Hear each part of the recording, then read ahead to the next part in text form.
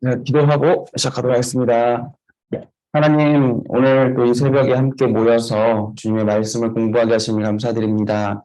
아버지, 오늘은 사도 바울에 대해서 함께 공부합니다. 아버지, 바울의 일생을 통해서 우리 가운데 하나님을 따르는 열심을 알게 하여 주시고, 아버지, 바울을 본받아 우리도 복음에 아버지 미친 복음을 따라 살아가는 아버지 정말 그런 인생들 될 수 있도록 주님 도와주시옵소서. 오늘도 이 시간 가운데 모든 함께하는 분들에게 주님의 은혜와 지혜가 함께하길 간절히 소망하며 예수님의 이름으로 기도합니다. 아멘. 네, 오늘은 바울에 대해서 함께 이야기하겠습니다.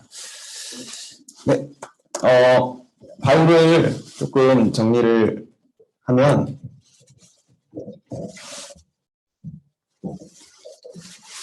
사실 바울을 하면 많은 얘기를 할 수 있는데 바울의 사건을 중심으로 오늘은 한번 이야기해 보려고 합니다.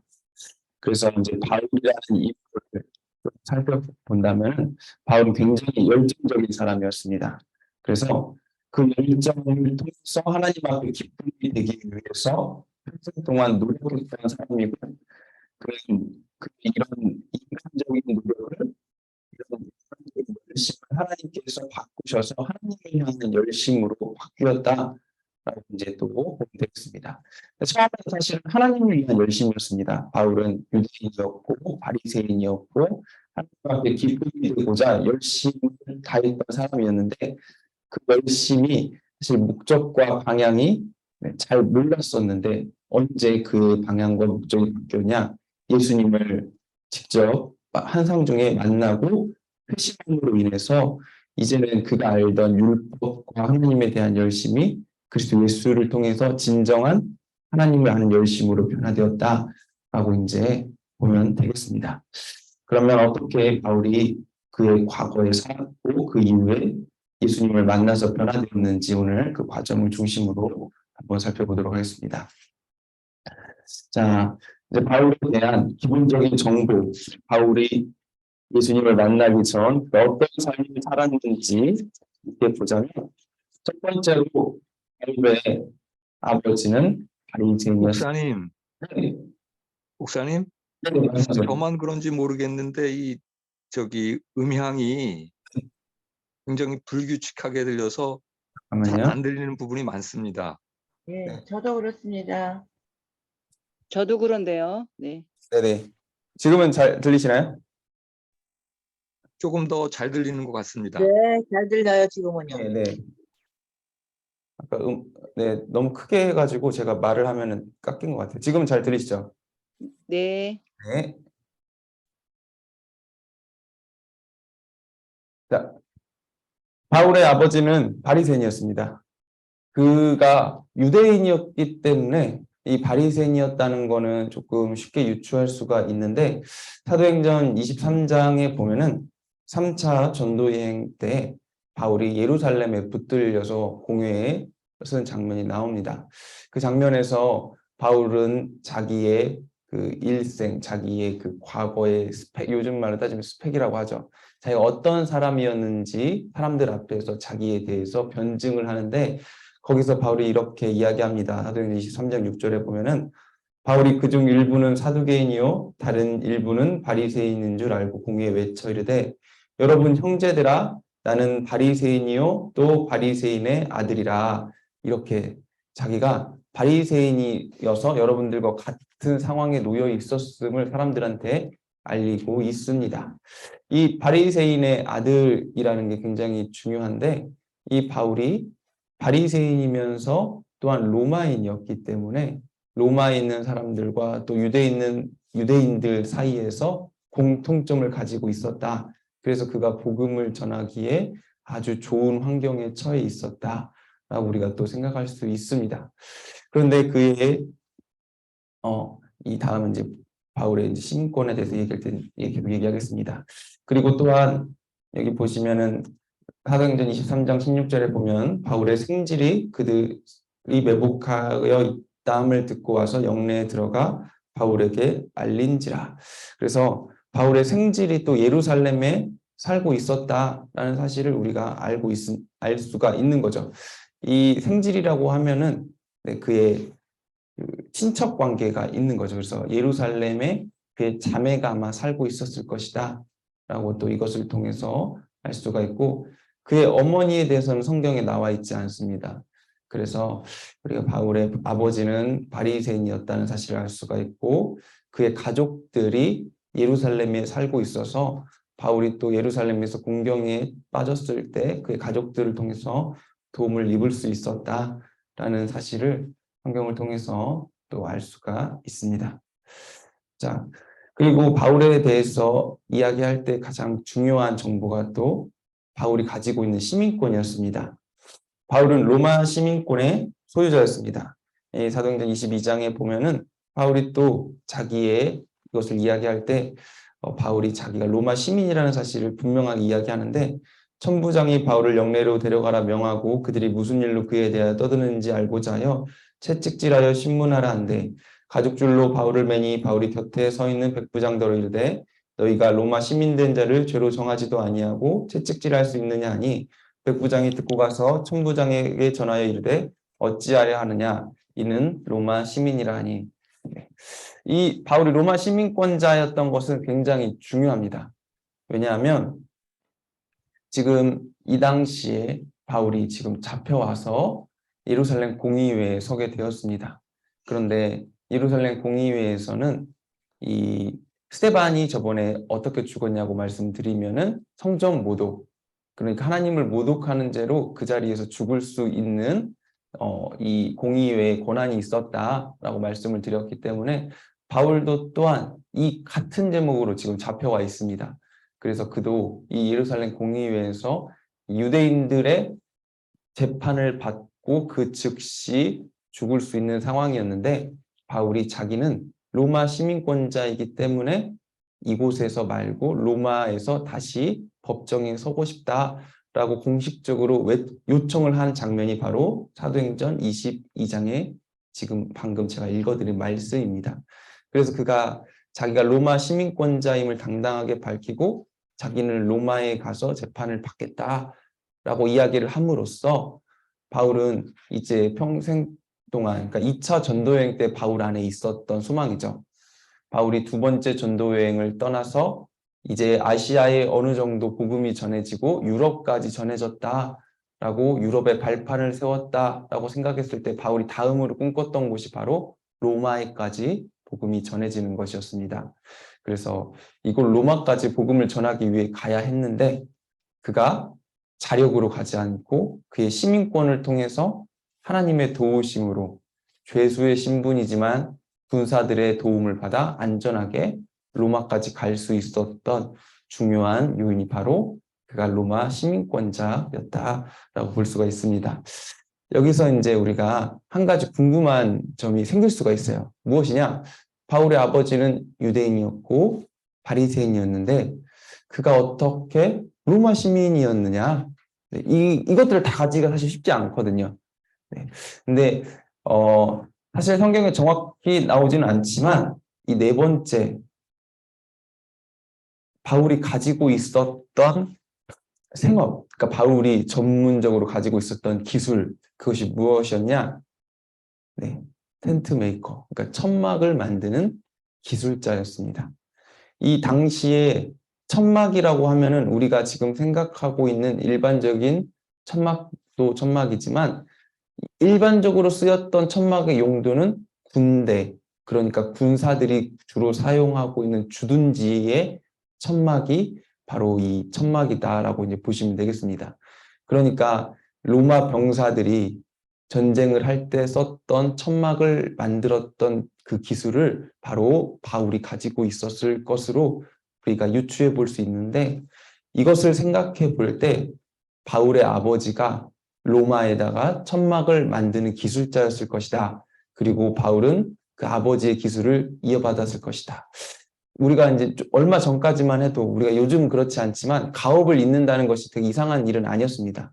과거에는 특히나 더 전통적으로 부모의 직업을 자녀들이 이어가는 것은 너무나 당연스러운 일이었기 때문에 바울도 어렸을 때부터 아버지의 그 기술을 이어받아서 지금 전도 여행을 하는 도중에 필요할 때마다 이 기술을 통해서 자급자족을 하는 생활을 했는데 그가 그의 아버지의 이 기술을 이어받았다라고 생각했을 때 그의 아버지가 아마 유대인이었고 바리새인이었지만 로마에서 그 군사들을 위해서 천막을 짓는 일을 통해서 명예 로마인이 되지 않았을까라고 이제 성경의 신학자들은 추측을 합니다.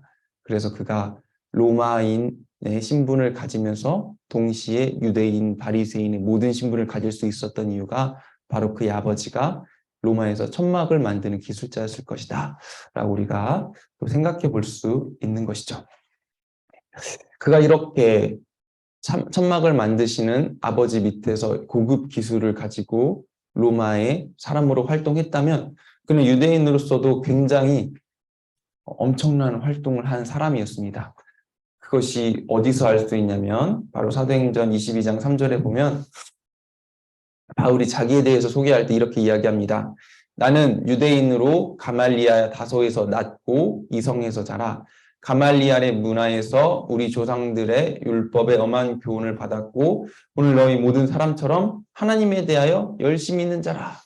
거기에 모여있던 바리새인들에게 내가 가말리알 문화에서 공부했다 라고 이야기하는 건 바로 요즘 시대에 내가 서울대 나왔다 이렇게 이야기하는 것과 사실 똑같습니다. 근데 보통 서울대 나온 것이 아니라 서울대 안에서도 정말 유명한 교수님 밑에서 학문을 점수 받았다.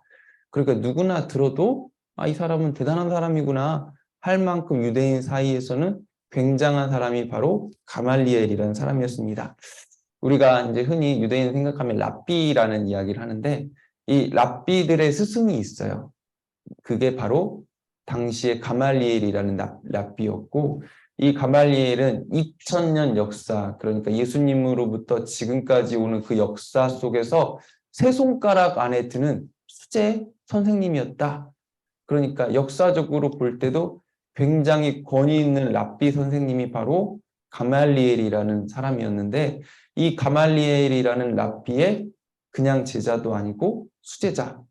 그러니까 계속해서 바울이 이 가말리엘 밑에서 수학하고 배웠다면 아마 가말리엘의 뒤를 이어서 유대인 안에서 굉장히 권위 있고 영향력 있었던 랍비가 됐을 것이다 라고 우리가 또 상상해 볼 수 있는 것이죠. 이 가말리엘이라는 사람 밑에서 수제자로 있기 위해서 얼마나 많이 공부했겠습니까? 그래서 이 바울이 율법에 대한 박식과 그의 지식은 우리가 지금 생각하는 것 이상으로 정통했고 완전했다라고 또 볼 수 있겠습니다. 그러니까 이렇게 뛰어난 사람이 율법을 공부했고 예수 그리스도를 만났기 때문에 오히려 그 율법을 가지고 바리새인들과 사두개인들 그러니까 유대인들에게 정통한 복음을 또 전할 수 있는 복음의 통로로 사용될 수밖에 없었던 이유가 있었던 것이죠. 네, 그래서 바울이라고 하면은 지금 이야기하는 것처럼 굉장히 많은 학문을 정통했고 또한 그는 육체적으로는 아버지의 텐트 기술을 물려받아서 또한 독립적으로 무엇인가를 할 수 있는 생활력까지 갖춘 뛰어난 사람이었다라고 우리가 그의 삶을 또 유추해 볼 수 있겠습니다. 자, 여기까지가 이제 바울이라는 사람이 가지고 있었던 그의 배경이었습니다. 이제는 바울이 예수님을 만나기 전에 어떤 사람이었는지 또 함께 이야기해 보려고 합니다. 예수님을 만나기 전 이 바울의 신앙적인 모습을 봤을 때 그는 신앙적으로 열심히 있었다. 우리가 흔히 이제 저 사람 너무 광신도 아니냐, 너무 심하게 신앙에 매몰되어 있는 사람이 아니냐 싶을 정도로 바울은 그 삶이 하나님에 대한 열심으로 가득 찬 사람이었다.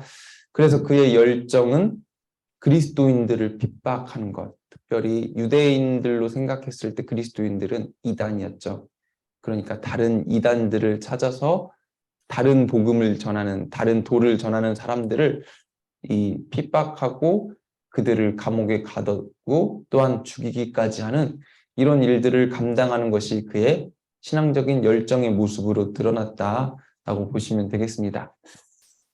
네, 여기 보시면은 사도행전 22장 3절에서 5절 말씀에 이렇게 이야기하고 있죠. 그가 네, 처음에 이제 나는 유대인 길리기아 다소에서 났고 이성에서 자라 가말리엘 문화에서 우리 조상들의 율법에 엄한 교훈을 받았고 오늘 너희 모든 사람처럼 하나님에 대하여 열심히 있는 자라. 그 다음에 이제 이야기합니다. 그래서 그 열심을 가지고 내가 이 돌을 박해하여 사람을 죽이기까지 하고 남녀를 결박하여 옥에 넘겨놓으니 이에 대제사장과 모든 장로들이 내 증인이라. 그러니까 바울이 지금 율법으로 가말리엘 밑에서 열심히 공부하고 그리고 그 율법의 열심을 가지고 다른 복음을 전하고 있는 그리스도인들, 당시에 가장 핫했던 그룹이 바로 이 그리스도인들, 예수를 믿고 복음을 전하는 사람들이었죠. 우리가 지난주에 이제 스데반을 공부하면서 배웠듯이 예루살렘에 성령이 임하고 나서 예수 믿는 무리들이 계속해서 더해져 나가고 있었습니다. 그리고 스데반이 핍박을 받고 온 사방으로 복음이 퍼져나가는 이런 상황에서 지금 당시 유대인들이 골칫거리가 바로 예수 믿는다고 하는 이런 사람들이었죠. 그러니까 바울은 공식적으로 공문을 받아다가 예수 믿는 사람들을 잡아서 옥에 가두고 심지어 지난주에 스데반을 죽인 증인으로 섰던 것처럼 예수 믿는 사람들을 그 즉시 죽이기까지 하는 이 일들, 하나님이 내게 주신 특별한 사명이다 라고 생각하면서 사명으로 하고 있던 사람이었습니다. 그래서 예수님을 만나러 가는 그 다메섹 도상에서도 지금 다메섹에서 이 예수를 믿는 많은 사람들이 있다라는 이야기를 듣고 공문을 가지고 그 사람들을 핍박하러 가다가 예수님을 만나게 되는 것이죠. 자, 그리고 방금 이야기했던 것처럼 그 열심 때문에 그는 스데반 순교 사건의 증인이 되었습니다. 그러니까 특별히 스데반만 죽인 것이 아니라 수많은 예수 믿는 사람들을 죽이는 곳에서 그가 증인의 역할을 섰을 것인데 그 중에 한 명이 바로 스데반이었다. 그리고 그는 이 스데반이 죽는 모습을 처음부터 끝까지 그의 눈으로 다 정확하게 지켜봤습니다. 왜냐? 자기의 신분이 증인이었기 때문에, 무슨 일이 생기면 자기가 책임을 져야 했기 때문에 그는 스데반의 모든 모습을 다 지켜보았고 결국 지난주 말씀드린 것처럼 그의 이런 증인의 역할로 말미암아 스데반을 다 보았고 그 스데반의 마지막 모습이 또 그가 평생 동안 복음을 전하게 되는 그런 중요한 사건이 되었다라고 우리가 생각할 수 있겠습니다. 그리고 세 번째로는 그는 엄격한 바리새인이었다. 유대인들 중에서도 율법에 대해서 정통한 사람이 있었고 또한 그냥 적당히 유대인으로서 살아가는 사람이 있었는데 그는 적당한 사람이 아니라 엄격한 사람이었다. 그래서 아까 처음 말씀드린 것처럼 아버지도 바리새인이었고 자기도 그에 따라서 바리새인이었는데 그는 바리새인들 중에서도 가장 엄한 파를 따라서 가장 보수적인 파였다라고 보시면 되겠죠. 그러니까 율법의 하나도 다 틀리지 않고 지키기 위해서 열심을 가졌던 사람이 바로 이 바울이었다라고 보시면 되겠습니다. 네, 이제 그런 바울이 이렇게 율법의 열심을 가지고 있었던 바울이 어떻게 예수님을 만났는가? 네, 회심의 사건을 한번 보려고 하는데 지금 한번 여기 올려드린 것처럼 사건의 순서를 따라서 한번 이야기를 말씀드려 보겠습니다. 네, 바울이 지금 회당에서 이 예수 믿는 사람들을 잡아서 죽이겠다는, 잡아서 끌고 오겠다는 그런 허가서를 먼저 받습니다. 그리고 나서 다메섹으로 내려가게 됩니다. 가던 중에 바울에게 무슨 일이 일어나냐? 큰 빛이 나타나죠. 그리고 그 빛이 일어난 뒤에 음성이 들립니다. 누구십니까? 물어봤을 때 예수님께서 바울에게 말씀하시죠. 내가 핍박하는 그가 바로 나다. 라는 이 예수님의 음성을 듣고 나서 이 바울이 그 즉시 눈이 멀고 그 당시에 주님 앞에서 회개하게 됩니다. 그리고 나서 눈이 먼 상태로 다메섹까지 어찌해서 찾아오게 되는 거죠. 그리고 나서 그곳에서 금식과 기도하고 있는 동안에 동시에 그곳에 살고 있었던 예수 믿는 사람 아나니아에게 하나님의 음성이 들리게 됩니다. 하나님께서 아나니아에게 말씀하셔서 바울이 이곳으로 찾아올 것인데 그에게 가서 기도를 해주고 그를 고쳐주어라 라고 이야기했을 때 하나님께서 이 이야기를 하셨을 때 아나니아의 반응이 어떻죠?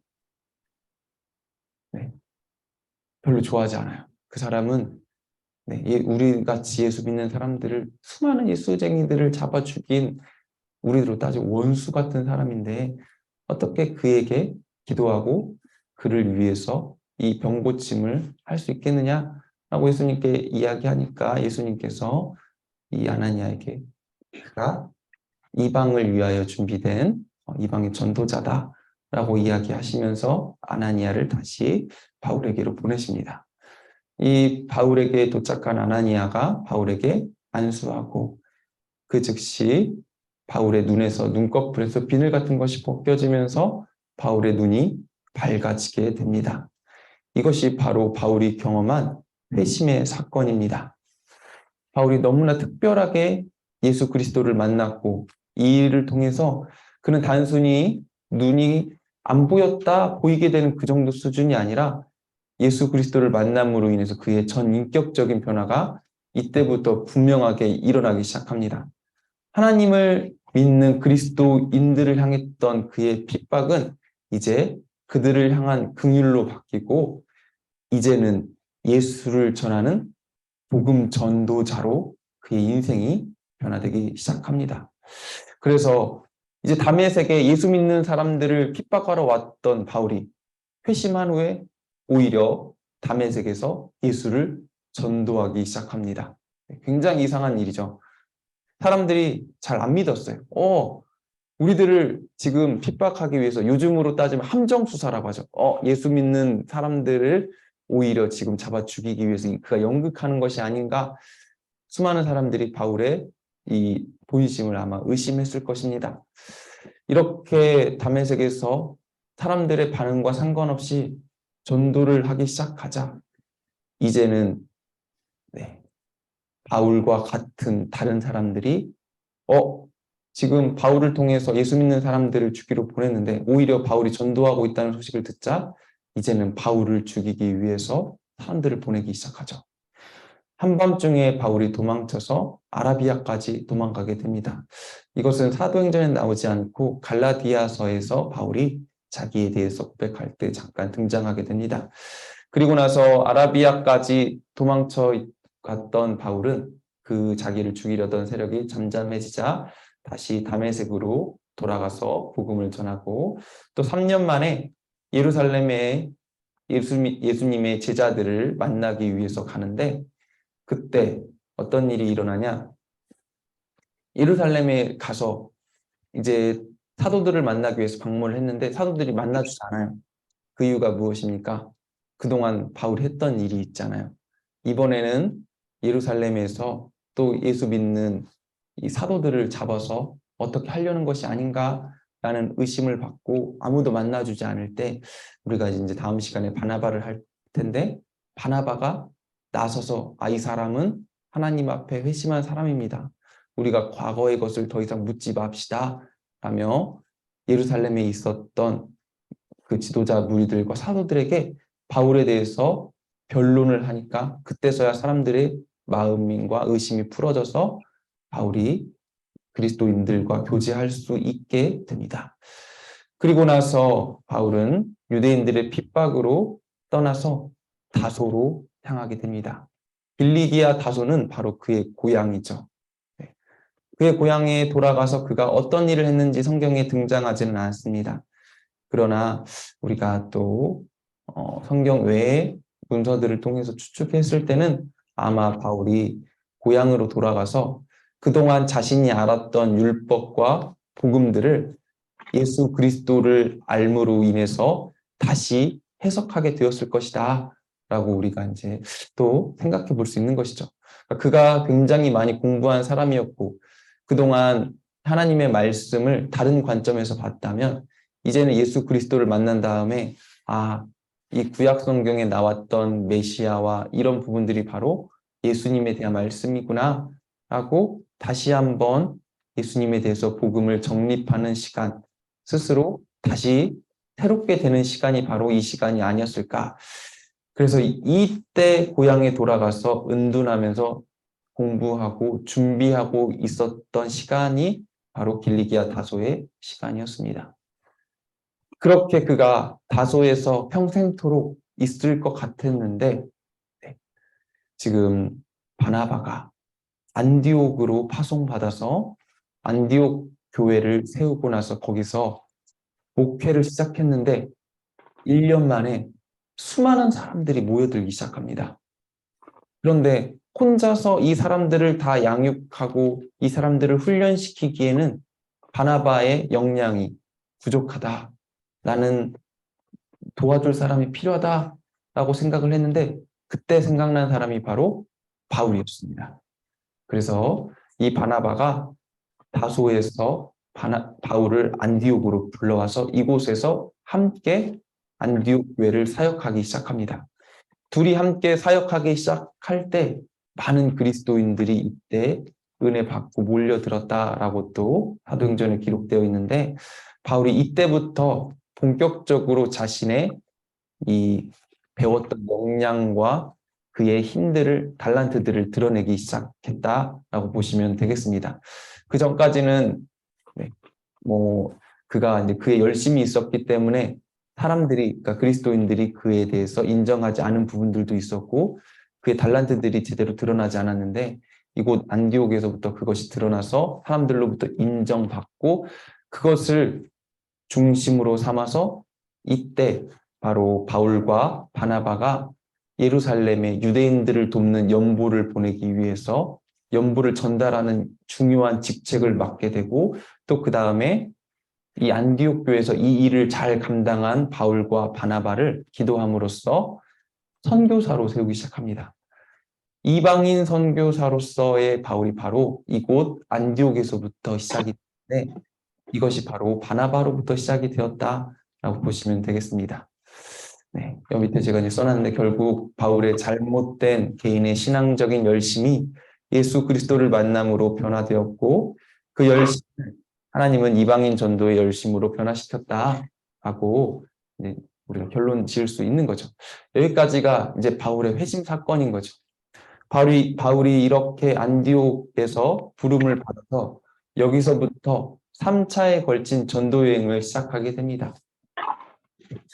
이제 책에는 다 나오지는 않지만 3차에 걸친 전도 여행을 잠깐 설명을 드리면 이곳 안디옥에서 지금 안디옥 교회에 파송을 받아서 바울과 바나바가 1차 전도 여행을 시작하죠. 첫 전도 여행은 목적지가 정해져 있진 않지만 가장 가까운 안디옥에서부터 가까운 곳이었던 소아시아에 복음을 전하는 것이 아마 이들의 목표였을 것입니다. 그런데 어디서부터 출발하느냐라는 이들의 이제 회의가 있었을 건데 아마 바나바가 나의 고향 크레타 구브로 섬부터 우리가 복음을 전하면 좋겠다라고 바울에게 건의를 했을 것 같아요. 그래서 그들은 안디옥부터 배를 타고 구브로에 도착해서 구브로에서 복음을 전하기 시작합니다. 근데 구브로에서 복음을 전하다가 총독 서기오 바울을 만나게 돼요.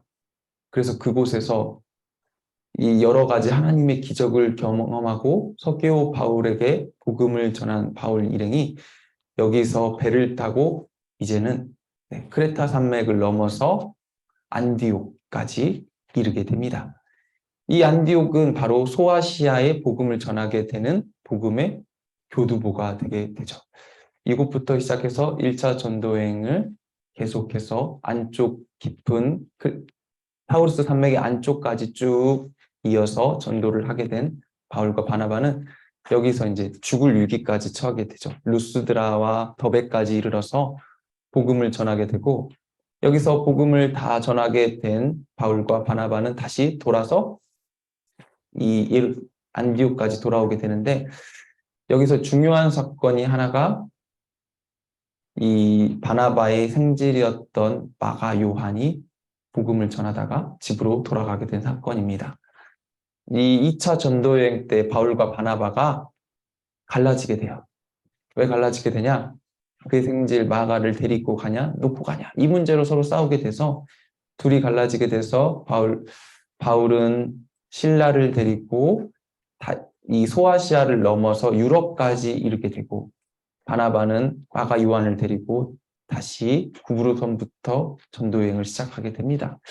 이렇게 1차 전도여행이 마치고 2차 전도여행 때는 소아시아를 넘어서, 원래는 바울은 이 소아시아 더 안 가봤던 위쪽까지, 유럽의 위쪽까지 가려는 게 그의 목표였는데, 그때 하나님께서 환상 중에 나타나셔서 바울에게 바다를 건너서 유럽으로 향하라 라고 말씀하시죠. 그래서 바울은 그 하나님의 이 천사의 인도하심에 따라 가지고 바다를 건너서 유럽으로 지나서 빌립보를 도착해서 빌립보로부터 데살로니가를 거쳐서 아덴을 거쳐서 2차 전도여행 때 바울이 세웠던 유럽의 중심지, 그러니까 고린도에 교회를 세우게 됩니다. 그래서 이 고린도가 바로 유럽의 복음을 전하게 되는 교두보로 2차 전도여행 때 하나님께서 세워주시는 중요한 장소가 되게 됩니다. 이 고린도까지 복음을 전하고 돌아오게 된 바울이 이제 바로 이어서 성경에 보면은 쉬지 않고 3차 전도여행을 떠나게 되는데, 3차 전도여행은 바울이 원래 향하고 싶었던 곳, 바로 에베소입니다. 그래서 바로 에베소로 향해서 에베소에서 오랜 기간 머물다가 거기 있을 때 그가 이제 지었던 유명한 곳이 바로 두란노 소원이죠. 그곳에서 많은 제자들을 가르치고, 그곳에서 우리가 지금 보고 있었던 신약 성경의 바울의 서신서의 많은 부분들이 또 쓰여졌다라고 생각하시면 되겠습니다. 그곳에서 3차 전도여행을 거치면서 2차 전도여행 때 세웠던 유럽의 교회들을 한번 쭉 돌아보고 나서 이제 3차 전도여행에서 돌아가는 길에 성령이 바울에게 이제 그의 고난을 예비하시고, 또한 3차 전도여행 때 대해서는 많은 유대인들이 또 바울을 죽이기 위해서 암살자들을 또 많이 고용을 했습니다. 하나님께서 바울의 목숨을 또 계속해서 지켜주시고 예루살렘까지 무사하게 도착해서 그곳에서 잡혀서 아까 말씀드렸던 공회에 서서 자기가 어떤 사람이었는지 많은 사람들한테서 이야기하고, 나는 이제 이 벌을 받기 위해서 로마까지 향하기 원한다 라고 이야기하고, 그래서 배를 타고 군대의 도움을 받아서 죄인의 신분으로 로마까지 이르는 것이 바로 바울의 전도 여행이죠. 결국 바울이 어떻게 죽었는지는 이제 성경에 나오지는 않지만 그렇게 로마까지 이르는 것이 바로 사도행전에 나오게 되고, 이 바울이 나중에 서바나, 그러니까 스페인까지 가는 것이 사실 목표였는데, 갔을지 안 갔을지는 모르겠는데 거기까지 아마 갔다가 다시 이 로마 감옥에 붙들려서 죽었을 것이다 라고 우리가 또 추측해 볼 수 있겠습니다. 그래서 바울은 결국 복음을 전하다가 복음 때문에 감옥에서 죽게 된 사람이다 라고 보시면 되겠고, 죽는 그 순간까지도 복음 전하는 일에 쉬지 않고 있었던 사람이다. 사실 바울이 죽을 때만 감옥에 갇힌 것이 아니라 살면서도 정말 수많은 감옥에 갇혔어요.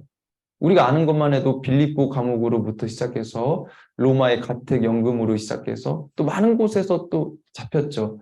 바울이 감옥에 갇혔을 때 어떤 모습이었는지는 우리가 빌립보 감옥에서 바울과 실라의 모습을 통해서 또 생각해 볼 수 있는데, 바울이 빌립보 감옥에 2차 전도여행 때 갇혔을 때 그가 복음을 전하고 그 귀신 들린 여종을 쫓았다가 감옥에 갇혔을 때, 하나님께서 왜 복음 전하는데 우리를 감옥으로 보내셨지라고 생각한 것이 아니라 감옥에서도 찬양하고 하나님 앞에서 그 죄인들과 간수들에게 복음을 전하는 이 일을 감당하면서 놀랍게 하나님께서 그 밤에 이 지진을 일으키셔서 감옥에서 바울과 실라를 꺼내주셨는데, 그것을 통해서 이 빌립보의 간수가 또 예수 믿고 빌립보 교회의 또 초대 교회의 일원으로 서게 되는 놀라운 역사가 일어남을 봤을 때, 바울은 어떤 감옥에서든지 찬양하고 때를 얻든지 못 얻든지 복음을 전하기 위해서 노력했을 것이다 라고 우리가 또 볼 수가 있겠죠.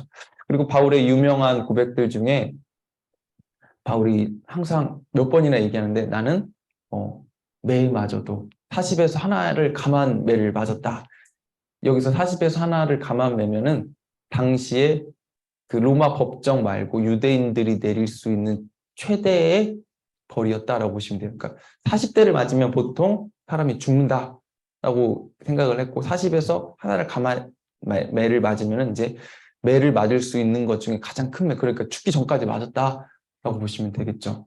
그래서 그 죽기 전까지 맞는 일들을 수많은 곳에서 복음 전하다 당했고 또 돌에 맞아서 실제로 죽었다 살아난 적도 많아요. 우리가 이제 루스드라에서 보면은 믿는 유대인들에게 돌에 맞아가지고 스데반처럼 돌 맞아서 죽어가지고 아, 이 사람 죽었구나 해서 성문 밖에다가 내다 던져서 버렸는데 다시 살아나가지고 또 복음 전하기 위해서 다시 그 성으로 들어가는 장면도 나오게 됩니다. 여기서뿐만이 아니라 또 바울이 적지는 않았지만 죽을 위기에 많이 처했을 것입니다. 그리고 또 바울이 전도여행을 하기 위해서 배를 많이 탔어요. 배를 타면 어떤 일이 일어나냐? 배가 난파가 돼요. 요즘처럼 항해술이 발달하지 않았기 때문에 배가 광풍을 만나서 난파되는 일이 생각보다 많았을 것입니다. 당시에 그 유럽에는 큰 바람들이 많이 불었고 이 겨울에는 파도가 높이 일어가지고 배가 많이 안 다녔다고 합니다. 그래서 이 바울이 겨울을 맞아서 또 배를 타고 일부러 가지는 않았지만 배를 타다가 난파당하는 일이 있는데 우리가 성경에 나오는 난파당하는 거 우리가 성경에 나오는 것만 보자면은 또 로마로 가다가 광풍을 만나서 배가 난파돼 가지고 또 그가 이 바다 위에서 망망대해에서 죽을 위기에 처하는 장면이 또 성경에 등장할 정도로 바울이 복음을 전하다가 난파돼서 죽을 위기에도 많이 처했다. 이것뿐이 아니죠. 당시에 치안이 너무 좋지 않았어요. 그래서 어딜 가든지 도적들을 만나서 죽을 가능성도 굉장히 많았어요. 바울이 또 도적들을 안 만났겠습니까? 적지는 않았을지라도 수많은 도적들을 또 만났을 것입니다. 당시 1차 전도여행 때까지만 해도 제가 처음 말씀드렸듯이 그가 안디옥은 타우르스 산맥 위쪽에 있었습니다. 그래서 산을 올라갔어야 됐어. 높은 고지. 그런데 이 바울이 올라갈 그 시기는 빙하가 녹는 시기였다고 합니다. 우리가 이제 여름에 산에서 비가 많이 오게 되면은 계곡물이 갑자기 불어나가지고 계곡에 있던 사람들이 이제 물에 휩쓸려 가는 경우가 종종 여름에 뉴스에서 나오는데 이 당시에 유럽에서는 타우르스 산맥의 높은 곳에서 온도가 낮아져서 빙하가 녹을 때 그 빙하가 녹은 물이 지금 계곡물이 불어나듯이 순식간에 사람들을 덮치는 일이 비일비재했다고 합니다. 바울이 당시에 전도여행을 하는 그때 당시에도 그런 일들이 비일비재해서 이 빙하 때문에 계곡에서 다리가 끊기고 또 그것 때문에 수많은 사람들이 휩쓸려서 죽을 뻔한 위험에 바울도 분명히 처했을 것이고 당시 좋은 신발이 있지도 않았을 거예요. 그러니까 이 축축한 가죽신을 신고 젖은 길을 걸을 때 또 추운 날 다리에 동상이 걸려가지고 요즘같이 의학기술이 발달하지 않았기 때문에 이런 동상 때문에 또 다리를 잘라야 되는 그런 병자들도 굉장히 많았을 텐데 그런 지금 말씀드린 여러 가지 어려움과 위험들을 다 거친 사람이 바로 바울이었다. 그런데 그럼에도 불구하고 복음을 전하는 그의 열정은 그가 죽을 때까지 멈추지 않았다. 그래서 그의 하나님에 대한 열심은 정말 우리가 생각하는 것 이상이었다라고 말씀드릴 수 있는 거죠. 그런 그의 열심이 지난주에 말씀드렸던 스데반의 죽음이 또 큰 영향을 미치지 않았을까라고 또 공부하면서 생각해 볼 수 있는 것은 스데반이 죽기까지 복음을 전하면서 그의 천사 같은 얼굴, 그것을 경험한 바울이 또 예수님 그리스도를 만나면서 아마 바울이 가장 많이 생각났던 사람이 스데반이었을 것이다 라고 우리가 상상해 볼 수 있는 것이죠. 아, 그래서 스데반이 그렇게 죽으면서도 그런 기쁜 모습을, 평안한 모습을 하면서 복음을 전하다가 죽을 수 있었구나 라고 바울은 생각했을 것이고 이 스데반의 그 사명을 자기가 이어받아서 내가 죽는 그날까지 스테반이 못했던 복음 전하는 일을 또 자기 감당해야 됐을 것이다 라고 또 생각할 수 있을 것이고, 그래서 이 모든 것이 다 바울이 죽기까지 복음을 전할 수 있는 중요한 요인이었을 것이다, 우리가 또 생각해 볼 수 있겠습니다. 네, 책에 있는 내용을 한번 살펴보면서 한번 지금까지 얘기했던 내용을 복습해 보면 좋겠는데, 1번, 네, 바울은 어떤 사람이었습니까? 바울의 원래 이름은 사울이었다. 그런데 바울이 선교 활동을 시작하면서 그의 이름은 바울로 바뀌었다 라고 이제 보시면 되겠고, 이방 땅 다소에서 태어나서 유대인 부모 사이에서 태어났다. 그리고 그는 가말리알의 문화생이었고 엄격한 율법 교육을 받는 바리새인이었다. 그리고 그는 교회를 박해하며 핍박하는 사람이었고, 다메섹 도상에서 부활하신 예수님을 환상 중에 만나서 회심한 사람이었다. 그리고 바나바의 도움으로 안디옥 교회에서 일하다가 이방인 선교사로 부름받아 선교 여행을 하는 사람이었다. 그리고 중요한 신약 성경 중에 13권의 책을 기록한, 가장 많은 책을 기록한 성경의 저자이다 라고 우리가 바울이 해서 알 수 있습니다. 네. 자, 바울의 회심 사건에 대해서 또 문제로 나오는데, 바울이 어디로 무엇을 하러 갑니까? 네. 바울이 어디로, 다메섹으로 예수 믿는 사람들을 핍박해서 예루살렘으로 잡아오려고 지금 다메섹으로 가고 있었던 중이었습니다. 그런 그가 어떻게 부름을 받았습니까? 네, 하늘로부터 소리가 있어서 예수님의 목소리가 들리시죠. 사울아 사울아 내가 어찌하여 나를 박해하느냐?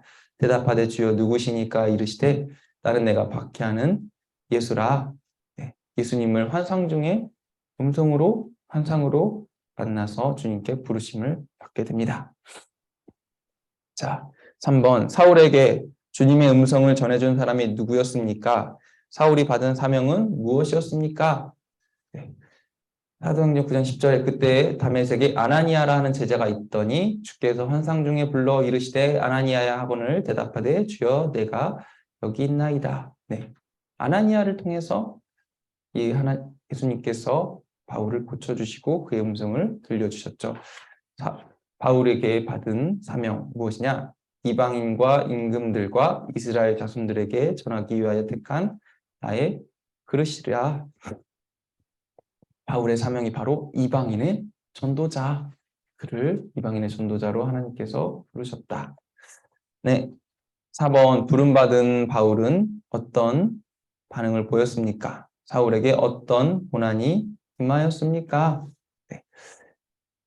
회심한 사울은 이제 예수님을 믿는 그리스도인들을 박해하는 사람이 아니라 도리어 예수가 하나님의 아들을 전파하는 복음 전파자로 그가 완전히 변화되었습니다.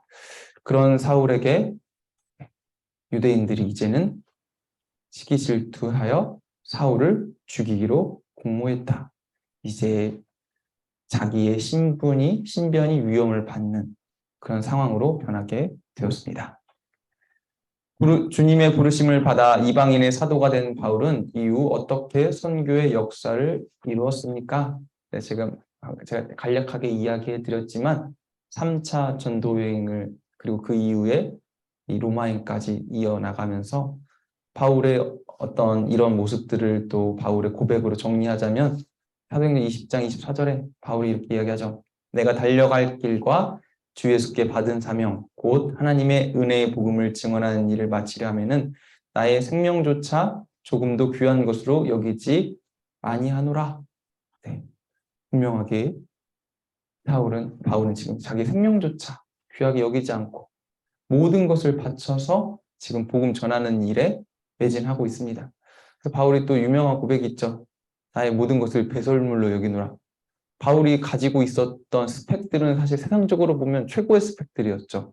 유대인들로 보나 로마인으로 보나 그는 어디 가서도 나 이런 사람이야 라고 말할 만한 충분한 스펙들을 지니고 있었는데, 바울은 복음 전하는 일 앞에서 이거 모든 것들은 다 배설물과 같다. 아무 쓰잘데기 없다. 이 정도로 얘기할 정도로 그는 그리스도 예수께 미쳐있는 사람, 하나님의 사랑하는 일에 모든 전심을 다하는 사람이었다라고 보면 되겠습니다. 자, 바울의 선교 역사를 보면 그리스도께서 이방인들을 순종하기 위하여 나를 통하여 역사하신 것 외에 내가 감히 말하지 아니하노라. 그 일은 말과 행위로 표적과 기사의 능력으로 성령의 능력으로 이루어졌으며 그리하여 내가 예루살렘으로부터 두루 행하여 일루리곤까지 그리스도의 복음을 편만하게 전하였노라. 여기 일루리곤은 로마까지는 아니고 로마의 근처에 있는 도시 이름이죠. 그러니까 아직 바울이 로마까지는 가지 못했지만 거의 로마 근처까지 바울이 원하는, 그러니까 유럽의 거의 끝자락까지 지금 바울이 원하는 곳이 간 거예요. 그래서 예루살렘부터 여기까지 복음을 전하는 일을 바울이 감당했다. 그리고 이 사도행전 20장 이후로 바울은 로마에까지 도착을 했고 로마에서부터 서바나까지 바울은 결국 복음을 전하는 일을 감당했다. 그래서 아마 2000년 역사, 그러니까 예수님께서 오시고 지금까지 바울만큼 복음 전한 사람은 아마 없었을 것이다 라고 우리 보시면 될 정도로 바울은 이 복음이 전해지는 일, 이방인들에게 복음이 전해지는 일에 큰 역할을 감당했다. 바울이 있었기 때문에 또 우리가 지금 여기까지 예수 믿는 은혜에 이르기 수 있게 되었다라고 이제 보시면 되겠습니다. 바울이 없었다면 아마 여기까지 복음이 전해지지 않았을까? 전해질 수 없었을까? 우리가 또 이제 생각할 수 있는데 그 정도로 바울은 이방인 선교에 지대한 역할을 한 중요한 사람입니다. 우리도 바울에게 또 한 지분이 있는 거죠. 바울이 우리한테도. 그래서 바울은 이런 위대한 복음 전파자다라고 보시면 되겠습니다. 네, 이제 바울에 대해서 함께 이야기했는데, 네, 바울을 통해서 생각할 수 있는 거는 사실 굉장히 많지만 바울을 또 보시면서 또 이렇게 생각하실 수도 있어요. 아, 나는 바울과 같을 수는 없다. 네, 너무 대단한 사람이다. 네, 라고 생각할 수 있을 텐데 사람마다 이제 부르심이 다른 것 같아요. 그래서 많은 사람을 전하는 게 중요한 게 아니라 부르신 사명을 감당하는 게 중요한 거고 한 명을 전하는 사명을 받은 사람도 있고 100명을 전하는 사명을 받은 사람도 있는데 하나님 앞에는 한 사람이 천하보다 귀하다라고 얘기하셨어요. 그래서 우리가 받은 사명만큼 감당해야 되는데 가장 경계해야 되는 것은 나는 바울과 같이 될 수 없다고 내가 해야 되는 것조차 하지 않는 게 이제 안 되는 거죠. 그래서 오늘 바울을 기억하시면서 바울은 생명조차 귀한 것으로 여기지 않았는데 나도 적어도 생명조차 귀한 것으로 여기지 않을 만큼 내게 주신 사명을 감당해서 내게 주신 영혼들을 또 이 복음 전하기 위해서 감당해야 되겠다. 또 이것들을 또 생각해 보시면 되겠고 또 바울이를 통해서 알 수 있는 한 가지 사실은 우리에게 주어진 많은 것들이 하나님께서 사용하신다는 거죠. 쓸모없는 것들이 하나도 없어요. 바울이 예수 믿기 전에 가말리엘의 문화였던 것부터 바울의 그 텐트 만드는 모든 기술부터 하나도 남김없이 다 사용해서 바울이 복음 전하는 일에 사용했습니다. 우리에게 주신 많은 것들이 이것도 하나님께 사용하실까 싶은 것들이 있는데 그것조차도 하나님께서 우리가 사용하기로 마음먹으면 사용하신다는 것. 그래서 모든 것을 다 사용해서 하나님께서는 쓰신다는 것들 기억하시면서 우리에게 주신 많은 달란트들을 썩히지 마시고 또 하나님의 일을 하는데 사용하시길 소망합니다. 네, 우리 이 시간 기도할 때 주님, 오늘 우리 주님과 바울과 같이 하나님 앞에 열심을 가지고 헌신하는 하나님의 일꾼들이 될 수 있도록 하여 주시옵소서. 오늘 바울을 생각하시면서 함께 결단하시면서 기도하는 시간 가졌으면 좋겠습니다. 함께 기도하겠습니다. 하나님 아버지, 오늘 바울을 통해서 또 많은 생각들을 하게 만들었습니다. 주님, 바울은 복음을 전하기 위해서 자신의 생명조차 아끼지 아니하였습니다. 아버지 그가 예수님을 만나기 전에 가졌던 많은 열심들을 통해서 그것들을 사용해서 주님께서는 아버지 이방 땅까지 아버지 정말 그 먼 곳까지 복음을 전하는 복음 전도자로 사용하였습니다.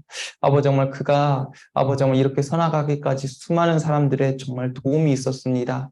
아버지 이 도움들을 생각하며 바울은 아버지 놓치지 않았음을 기억합니다. 주님, 아버지 우리도 아버지 우리에게 주신 그 소명들을 감당하는 인생들이 되게 하여 주시옵소서. 아버지 나의 만족과 유익을 위해 살아가기보다 아버지 주님께서 우리에게 주신 아버지 정말 그 소명들 아버지 정말 그것들을 감당함으로 아버지 우리의 삶에 또 다른 행복들을 찾아 나서는 인생들이 되게 하여 주시옵소서. 오늘 당장 기뻐하는 아버지 정말 육신의 행복을 찾아 아버지 내일 사라질 것들을 쫓아 살아가는 그런 삶이 아니라 아버지 영원한 하나님의 나라를 소망하며 아버지 우리 가운데 주시는 하늘의 기쁨을 누리며 살아가는 오늘의 인생들이 될 수 있도록 주님 함께 하시고 역사하여 주시옵소서. 아버지 오늘 또 주님 앞에 나아갑니다. 아버지 이 새벽에 기도하며 주님의 말씀을 듣는 우리 가운데 아버지 하나 이상의 주님이 주신 말씀들을 기억하게 하여 주시고 아버지 그것들을 통해서 또 한 주간 우리에게 살아갈 힘과 용기와 지혜들을 허락하여 주시옵소서. 하나님 아버지 오늘 하나님의 열심을 가지고 아버지 정말 복음을 전한 바울에 대해서 함께 살펴보았습니다. 주님 우리 안에 그런 열심이 있는지 다시 한번 돌아봅니다. 주님 하나님 나라를 향한 그리스도 예수를 향한 그 열심이 우리 안에 아버지 다시금 새로워질 수 있도록 도와주시옵소서. 아버지 정말 주님을 향한 그 사랑이 우리 안에 다시 한번 회복될 수 있도록 도와주시옵소서. 그래야 하여 그 열정으로 말미암아 오늘을 달려나가게 하여 주시고 아버지 나의 만족과 유익을 향한 아버지 정말 그런 삶이 아니라 주님 하나님 나라와 주님을 기쁘시게 하는 그 삶을 향한 아버지 정말 그런 열정으로 살아가는 인생들 되게 하여 주시옵소서. 그리하여 하늘의 보화를 쌓고 하나님 나라의 아버지 정말 기쁨을 쌓아가는 인생들로 주님을 만족해 하고 흡족해 하는 인생들이 될 수 있도록 주님 도와주시옵소서. 그것이 우리의 삶의 영원한 기쁨이 될 줄 믿습니다. 세상의 허무한 것들, 없어질 것들을 따라 사는 것이 아니라 주님 하늘의 영원한 것들을 따라 사는 아버지 우리 인생들이 될 수 있도록 주님 도와주시옵소서. 이번 주는 추수감사절입니다. 주님 한 해 동안 우리에게 부어주신 많은 은혜들이 있습니다. 주님 그것들을 감사하며 주님 앞에 또한 아버지 다시 한번 돌려드리는 아버지 정말 그런 인생들로 살아갈 수 있도록 주님 도와주시옵소서. 아버지 이 한 주도 주님께서 우리의 삶을 동일하게 인도하여 주시기를 간절히 소망하며 예수님의 이름으로 기도합니다. 아멘. 네, 감사합니다. 네, 수고하셨습니다. 수고하셨습니다. 목사님.